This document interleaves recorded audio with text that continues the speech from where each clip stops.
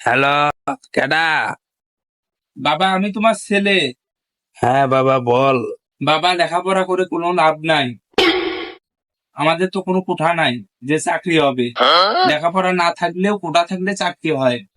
বাবা, তুই শুধু খেলাধুলা কর, তোর চাকরি আমার কোটাতেই হবে। আমি একজন মুক্তিযোদ্ধাই।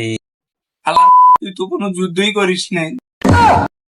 তুমি বালের মুক্তিযোদ্ধা, তোমার তো কোনো কুত্তাও চেনে না যে আমার চাকরি হবে। তোর চাকরি কনফার্ম। তুই শুধু খেলাধুলা কর, তোর পড়াশোনার কোনো দরকারই নেই। পড়াশোনা করে কি করবি? তুই শুধু খেলাধুলা কর। সারাদিন খেলাধুলা করলে তোর কোন বাপে চাকরি দিবে আমায়? তোর কোন বাপ আছে মুক্তিযোদ্ধা যে আমার একটা কোটা আছে যে চাকরি দিবে? তোর জন্য আজকে আমার দেশে রাজাকার হয়ে থাকা লাগতেছে। যুদ্ধের সময় আমার লঙ্গি শহীদ হয়েছে, লঙ্গি হারাইছি, গেঞ্জি হারাইছি। আমরা শহীদ হয়েছি বাবা, দেশটাকে বাঁচাইছি। তোমার লুঙ্গি না, তোমার টুনটুনিটা আউট হলেও বলতে পারতাম বাবা টুনটুনি আউট হয়েছে। শালা তুই বাপ নামে কলঙ্কিত।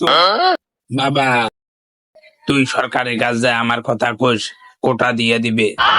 তোর তো কোনো কোনো কুত্তাই চেনে না, আর সরকার কেমনে চিনবে? আজকে যদি যুদ্ধ করতি, আজকে কি কেউ আমাদের রাজাকার বলতো? যারা যুদ্ধ করে না তারা রাজাকার।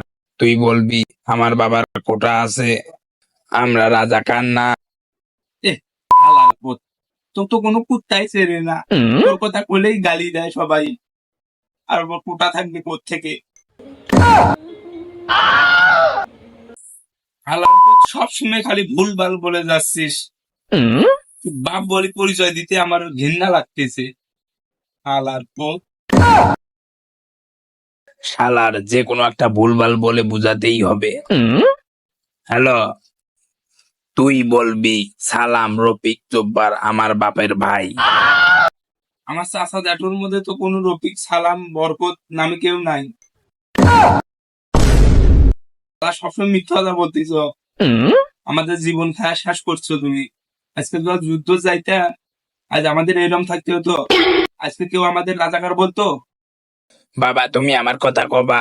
আমার বাপ মুক্তিযোদ্ধা, কোটা আছে। আজ মুক্তিযোদ্ধার কোটা নাই দেখে দেশের রাজাকার হয়ে গেলাম। রাখ শালার পুত, কোনো ভালো করতে পারিস নাই তুই। রাখ।